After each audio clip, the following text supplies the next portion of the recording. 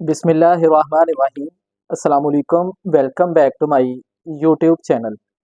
Dear students, आज हमारे पास नेक्स्ट जो टॉपिक है advantages and disadvantages of vegetative propagation. इससे पहले हमने dear students natural vegetative propagation को भी स्टडी किया, फिर हमने आर्टिफिशियल प्रोपोगेशन को भी स्टडी किया। अब हम देखेंगे कि इनके फ़ायदे क्या हैं और इनके नुकसानात क्या हैं। तो सबसे पहले हम एडवांटेजेस की बात कर लेते हैं, इनके फ़ायदे की बात कर लेते हैं। अब जो सबसे बड़ा फ़ायदा आता है ना वेजिटेटिव प्रोपोगेशन का, वो ये होगा कि इसके अंदर जो हमारे पास कोई भी जो क्रॉप है या जो फसल है, वो हम शॉर्ट टाइम के अंदर प्रोड्यूस करवा सकते हैं।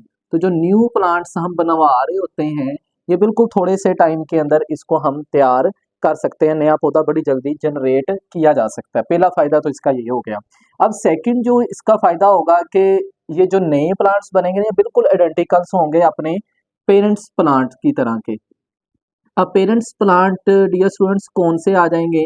ये वो प्लांट्स हैं जहाँ से हमने इनको आगे बनवाया। जैसे हमने पीछे पढ़ा था कटिंग करना या ग्राफ्टिंग, वो उनके जहाँ से हमने कट किया होगा इस पीस को, तो वो क्या कहलाएगा? उसका पेरेंट प्लांट कहलाएगा। तो बिल्कुल ये उस जैसी ही इनके अंदर खासियत होंगी। अच्छा, अब जो अच्छी खासियत होंगी वो आगे इनके अंदर भी अच्छी अच्छी ही आएंगे। गुड करेक्टरिस्टिक्स जो हैं वो ट्रांसफर होंगी।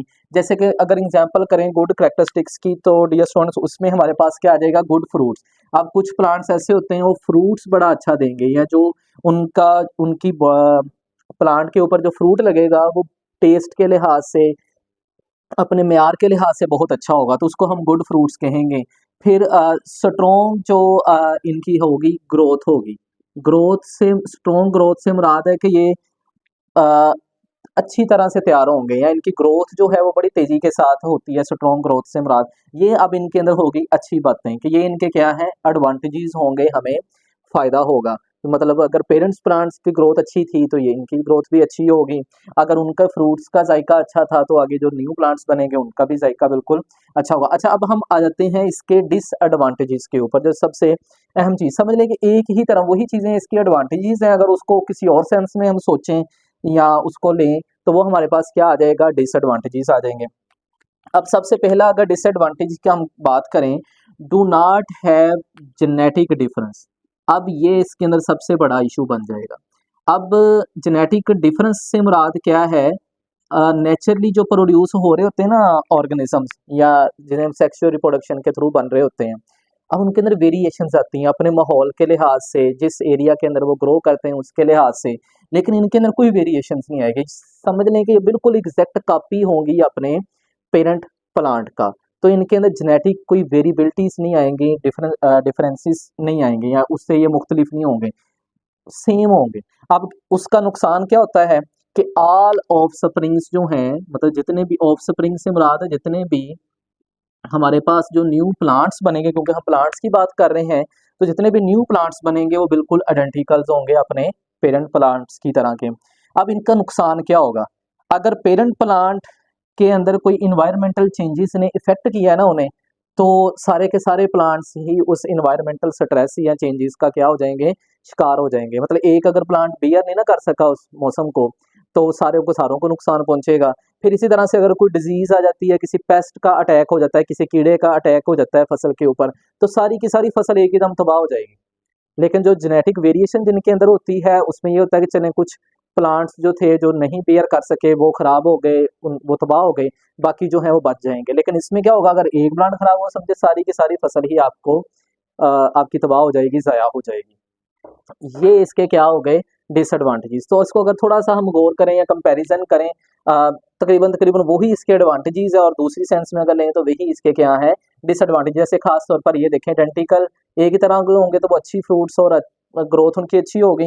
लेकिन एक ही तरह के होंगे, उन्हें बीमारी लगेगी, तो सारे के सारे ही मतलब सेम वही अच्छी बात है इनकी, वही क्या है? बुरी बात। तो इधर से भी आप इसको याद रख सकते हैं। अच्छा, अब इसके बाद एक और बड़ा अहम टॉपिक है जो कंसेप्ट वाइज जिसको हम कहते हैं सेक्सुअल रिप्रोडक्शन इन प्लांट्स। अब यहाँ तक हम जितनी टाइप्स पढ़ रहे थे पहले, एसेक्सुअल, फिर हमने ये वेजिटेटिव प्रोपोगेशन को पढ़ा।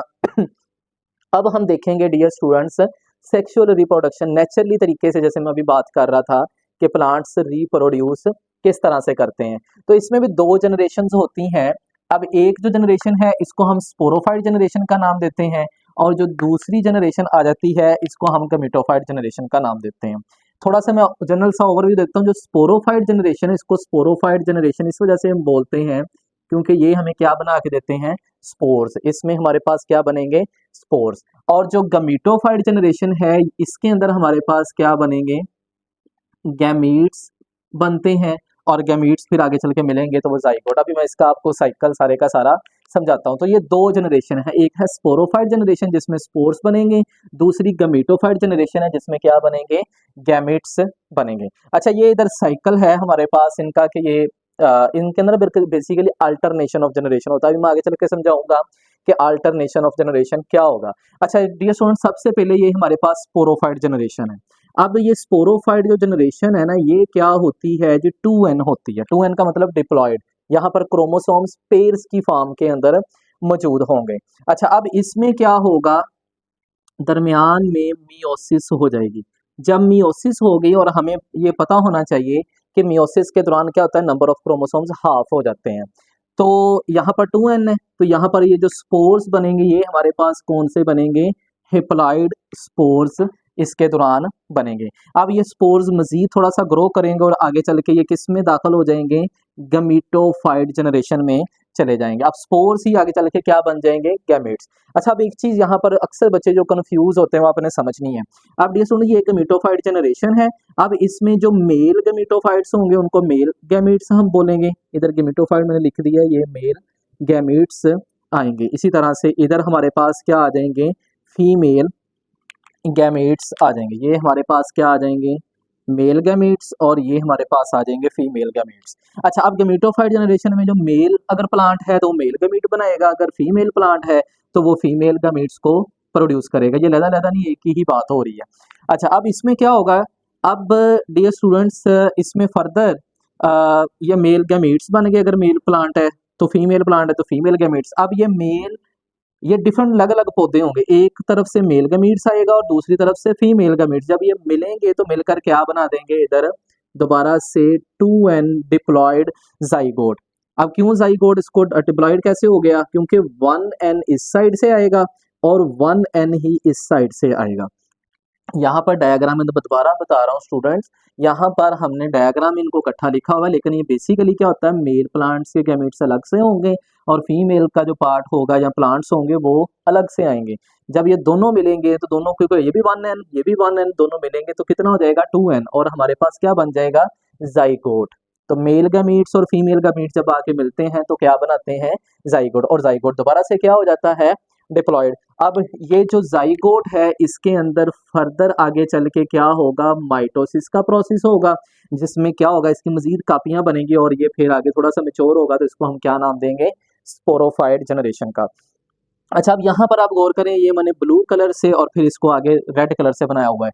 यहाँ पर दो जनरेशन हैं, एक ये स्पोरोफाइट जनरेशन है और फिर यहाँ से आगे गमीटोफाइट जनरेशन जो है स्टार्ट हो जाती है, मतलब जिसमें गैमेट्स बनते हैं। अब ये देखें, पहले यहाँ पर एक जनरेशन थी, इससे आगे दूसरी जनरेशन शुरू होगी, मतलब एक जनरेशन अल्टर होगी, चेंज होगी किसके अंदर, दूसरी जनरेशन में। तो इस वजह से डियर स्टूडेंट्स हम इनको क्या नाम देते हैं, अल्टरनेशन ऑफ जनरेशन का। तो मैं यहाँ पर इसका लिख देता हूँ, ये हमारे पास क्या कहलाएगा, process alternation of generation. Alternation का डियर स्टूडेंट्स मतलब ये होता है चेंज करना, तब्दीली करना। तो स्पोरोफाइट से तब्दील होकर आगे कौन सी जनरेशन शुरू हो जाएगी, गमीटोफाइट। तो अल्टरनेशन ऑफ जनरेशन, जनरेशन की तब्दीली, स्पोरोफाइट से गमीटोफाइट, गमीटोफाइट से फिर स्पोरोफाइट, स्पोरोफाइट से, इस तरह से ये चक्कर जो है वो चलता ही रहता है। आई होप डियर स्टूडेंट्स के आपको आज के टॉपिक की समझ आई होगी। मिलते हैं नेक्स्ट लेक्चर में, तब तक के लिए stay connected. Thank you and अल्लाह हाफिज़।